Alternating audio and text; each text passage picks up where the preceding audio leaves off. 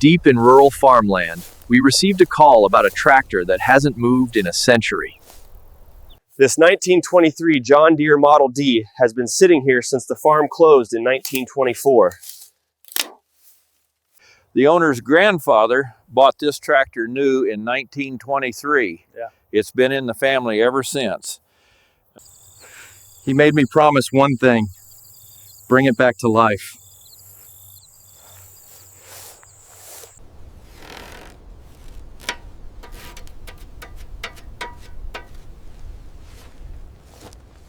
After a century buried here, the tractor has actually sunk 6 inches into the ground.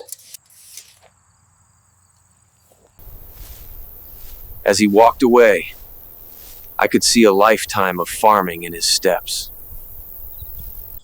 Now it's my turn. Time to bring this piece of history back from the dead. First step, see what we're really dealing with under all this decay.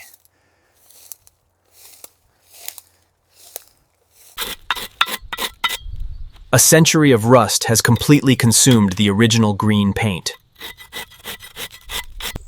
Time to get to work. First step, clear away a century of vegetation.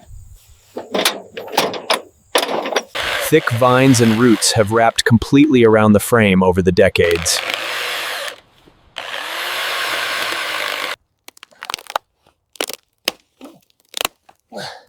Some of these roots have grown completely through the engine mounts. Let's see what's hiding under a century of dirt and mud.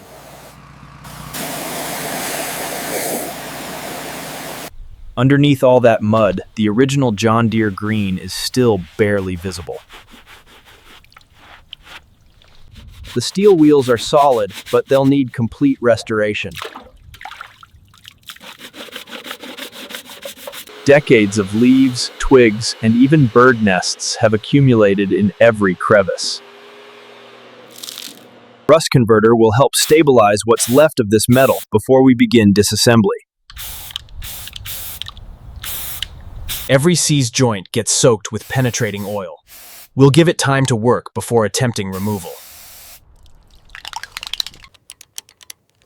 These spark plugs haven't been touched since the tractor was last running in 1924. Organization is critical. Every part needs to be labeled for reassembly months from now. The engine mounts are the most critical connection. These bolts must come out without breaking. This one's not moving. Time for heat. Last engine mount bolt. Once this is out, we can assess the mounting bracket condition.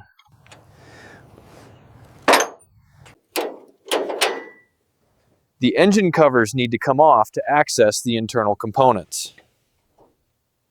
The carburetor is completely gummed up with old fuel varnish. It'll need a full rebuild. The original cloth-wrapped wiring has completely deteriorated. All of this will need to be replaced. The magneto is the heart of this ignition system. Let's see if there's any life left in it. The steering wheel is completely seized. Nothing has moved here in decades. The engine is completely open to the elements. Decades of rain and dirt inside every cylinder. The original steel wheels are still here, but the rubber is completely destroyed. The fuel tank is full of 100-year-old varnish. This will need to be completely rebuilt. The fuel inside has turned to thick sludge over the decades. It needs to come out completely. Moment of truth. This engine has been sitting on these mounts for 100 years. The wire wheel strips away surface rust, revealing the actual metal condition underneath. The fuel tank is full of 100-year-old varnish. This will need to be completely rebuilt. 3 more engine mount bolts to go. Each one is 100 years of rust and corrosion.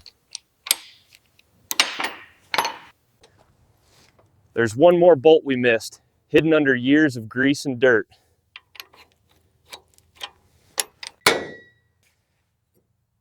Some sections are solid, others are rusted completely through and will need replacement. The original leather drive belts have completely rotted away. Only fragments remain. We've made solid progress. The engine is ready to be lifted out, but there's still a mountain of work ahead. Time for the biggest challenge yet, removing this 800-pound engine that hasn't moved in a century. The chain needs to attach at the engine's balance point, or the whole thing could tip during the lift.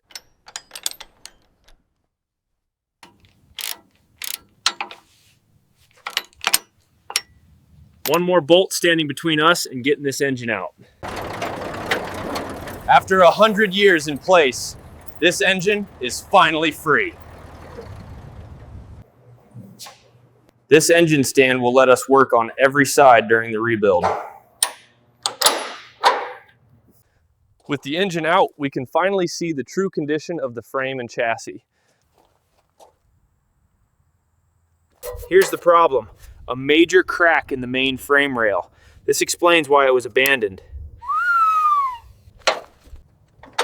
Time to get these 100-year-old wheels off so we can restore them separately. This hub nut hasn't been touched since the 1920s. Oh, it's gonna fight us. This wheel weighs over 150 pounds. Every ounce of it is rust and deteriorated rubber. 3 more wheels to go. Same process, same century-old rust. For the first time in 100 years, this frame is sitting on blocks instead of wheels. Before any repair work, every inch of this frame needs to be cleaned down to bare metal. These wheels need complete restoration. First step, removing what's left of the rubber tires. Sandblasting is the only way to get 100 years of rust off these steel rims. Underneath all that rust, the original steel is still in excellent condition. Now let's turn our attention to this engine. It needs to be completely disassembled and rebuilt. Before the engine goes back in, it gets painted in authentic John Deere green. Every bolt gets labeled by location. These are irreplaceable 100-year-old fasteners. The moment of truth. What condition is this engine in after sitting for 100 years? Oh, man. The cylinder head bolts are the gateway to the engine's internal condition. After 3 weeks at the machine shop, the engine components are finally back, and they look incredible. Before assembly, every surface gets cleaned with brake cleaner to remove any machining oil or debris. Oh my God, this is completely destroyed inside. Heavy pitting throughout the cylinder walls. This is going to need machine work. These pistons are completely seized in the cylinders from rust expansion. Let's see what the bottom end looks like. This could tell us if the engine is salvageable. The crankshaft journals show deep scoring. This will need to be reground by a machine shop. That major frame crack needs to be welded before we can continue. Time to set up the welder.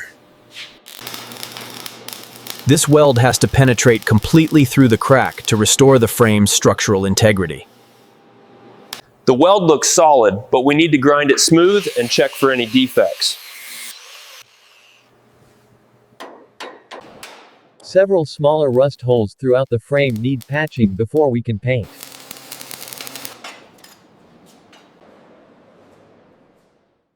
With all the metalwork complete, the frame needs to be primed immediately to prevent new rust. This primer will seal the metal and provide a foundation for the final John Deere green paint. First component in, the freshly ground crankshaft with new main bearings. Main bearing caps go on in sequence with precise torque specifications. New piston rings need to be gapped and installed carefully to avoid breakage. Ring compressor squeezes the piston rings so the piston can slide into the freshly bored cylinder. Each connecting rod gets new bearings and bolts torqued to factory specifications. The new head gasket creates the seal between the block and the resurfaced cylinder head. Head bolts must be torqued in the correct sequence and in multiple stages to ensure even clamping force. With the short block complete, we can start adding back the external components.